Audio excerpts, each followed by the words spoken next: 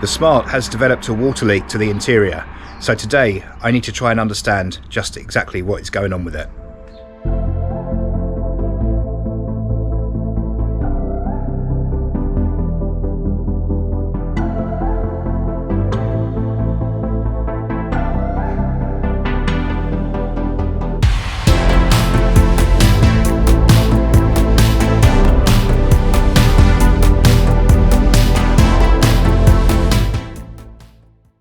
Back at the start of the year when I was on holiday, I left the Smart outside for a couple of weeks as I wanted the A3 to be in the garage. Now those 2 weeks happened to be some of the rainiest we've ever known, and when I got back and put the car back in the garage, I thought nothing more of it.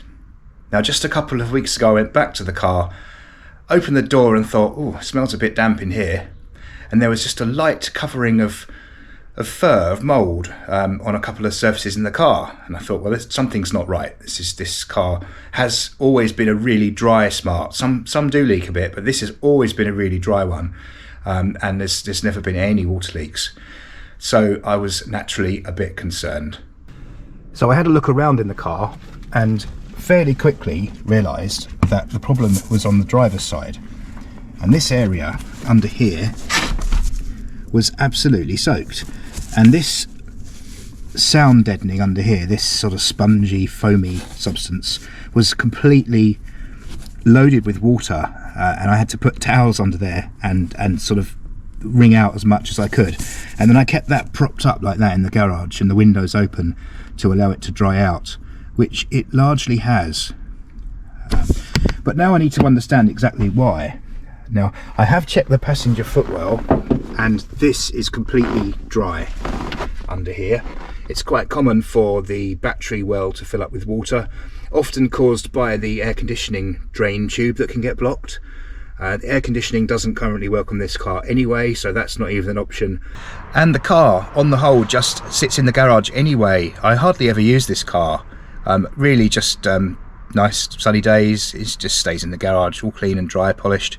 It's just a spare car.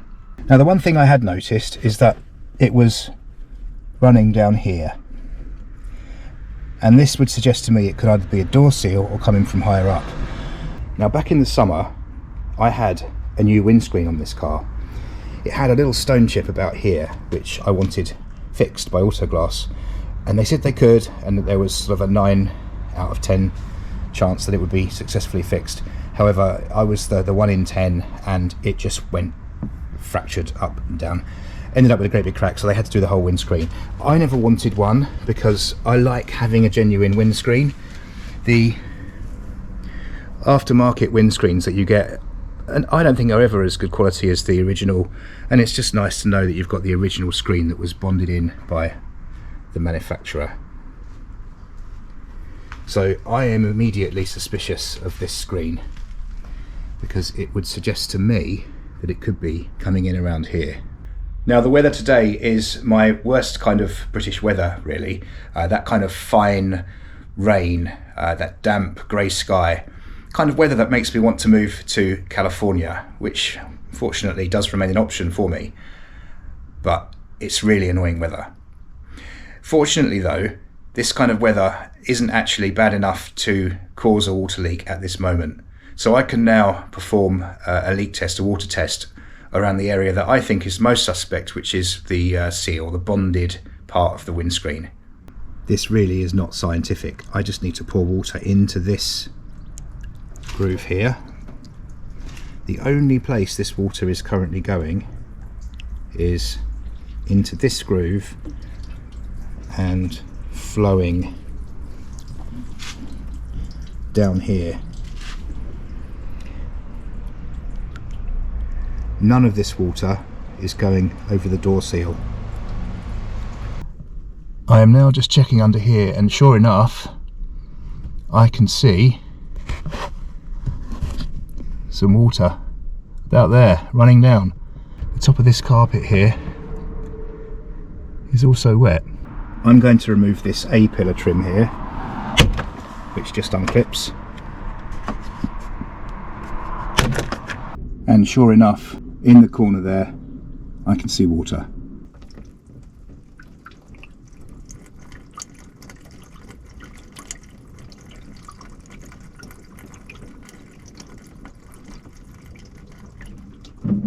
I think that's all the proof that we need that the windscreen is leaking where it's bonded to the car. I think the only saving grace here is that this happened on the offside, the driver's side of my car. Had this water leak been on the other side, what you can see right here is the SAM unit, which is the electrical nerve centre on these cars, and if water had got into that, this would have been a whole lot more serious. So what next? Well, I've put in a warranty claim with Autoglass, and they say they'll respond within 48 hours, so hopefully they will.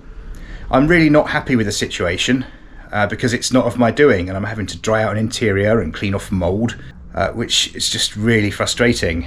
The mould fortunately hadn't got into the fabric, it was just on the surface, so it did brush off quite well, and I've just wiped it down. And the car is now in the garage. It's cleaned. I'm leaving the doors, the tailgate open, as well as propping up the carpet on the driver's side so air can get underneath it. I've also got a heater in here which will hopefully help the drying out process. So it's not saturated right now, it's just damp. I'll bring you an update as soon as I have it. I'm sure the Autoglass guy won't want me filming him fitting it, but I'll certainly keep you updated in terms of how we rectify this. Thank you very much for watching. Do feel free to like and subscribe. I'll see you again in another video very soon.